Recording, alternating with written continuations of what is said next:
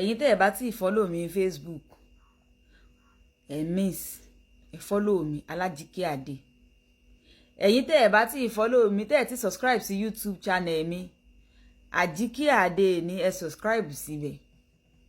Kò yé báyìí ní ìsìn èmi á mọ̀ rí live ní YouTube ṣó ti yé live tá ṣe last ní YouTube tá tọ̀rọ̀ nípa àgbèrè òlérè lẹ́ni tí sọ ìtàn sọ yìí pé ìmọ̀ràn wo la ní fún ọkọ tàbí ìyàwó tí wọn ò fààyè ìbálòpọ̀ lẹ̀ fúnra wọn nú ilé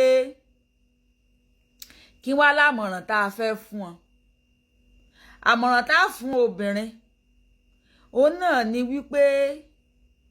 ó ní bínú ni ọkọ rẹ̀ ló mọ̀ sáṣemọ́ṣe níta kódà àti báwí ọ̀rọ̀ yóò dùn àókàn Adéegun wípé ìyàwó rẹ̀ sì dá o ọmọ dáadáa sì ní o ṣùgbọ́n ó ti ṣẹlẹ̀ kò sí ní tá a rí ṣe sí tán fi wá bá dé bí oyún àfi bọ́mọ ẹ ṣe sunkún dé láàárọ̀ tó lòun lóyún tá ń fún ọ lóyún ló bá mọ̀ dá ọkọ rẹ̀ ó ní bínú náà ni ó fọwọ́nú ni o ó mú gẹ́gẹ́ bí ọmọ ni yóò tiẹ̀ tún mọ̀ ràn ọ́ lọ a fẹ́ ṣiṣẹ́ ilé ni a fẹ́ ṣe kinní kan ni ẹ ti pé méjì báyìí yóò mọ̀ ràn ọ́ lọ ó yá mọ̀ ó yá kúnlẹ̀ síwájú ìyá rẹ ni o kì í ṣe ìyáálé rẹ lónà ò bá kúnlẹ̀ wọ́gọ́ lónà ò mọ̀ bọ́jú ní ò mọ̀ fọ́ bọ́jú ní ò mọ̀ ṣe báyìí ní ò mọ̀ ṣe báyìí ìwọ náà ò bá mọ̀ ṣe ṣe tó yẹ kó o fi sán fún mi ní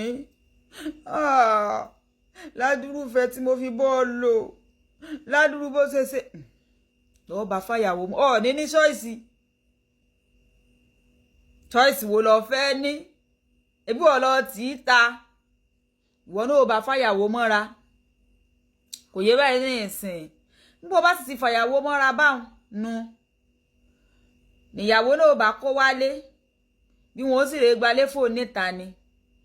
bọ́kọ bá lọ́sẹ̀ méjì lọ́dọ̀ rẹ̀ a wá lo ẹyọ kan lọ́dọ̀ rẹ̀ sọ wá rí ìtọ́ ti tilẹ̀kùn rẹ̀ tó ti fi kọ́kọ́rọ́ pamọ́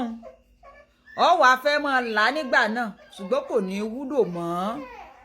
kò yé báyìí náà sìn toró lè ṣeéṣe kó jẹ́ pé eléyìí tí ó ṣẹ̀ wọlé òun a máa gbé ọkọ dé àyè ibì kan tí wọ́gun ò tí ì gbé dé rí kò ní wúlò mọ́ bó bá wú ọ̀pára rú àtọ̀dọ̀ fún inú rẹ̀ ọ̀sùn mẹ́ta tẹ́dà á sùn àwọn Yorùbá yẹn bá kọjú sí ọkọ ọ̀tá tó bá kẹ̀yìn sí ọkọ ọ̀tá tó bá kú wọ nìkan ṣoṣo bọ́ ọ ṣe ń wò mí tíró ara rẹ pa o sọ sáàtì rí gbogbo tí mo yàn nàná lẹ́ẹ̀lẹ̀ Ọlọ́run ràn ọ́ lọ́wọ́ Alajike iná o bá aláìkẹ́ kọ́mẹ́ǹtì ẹ̀ ṣí ẹ̀ o dáàbọ̀.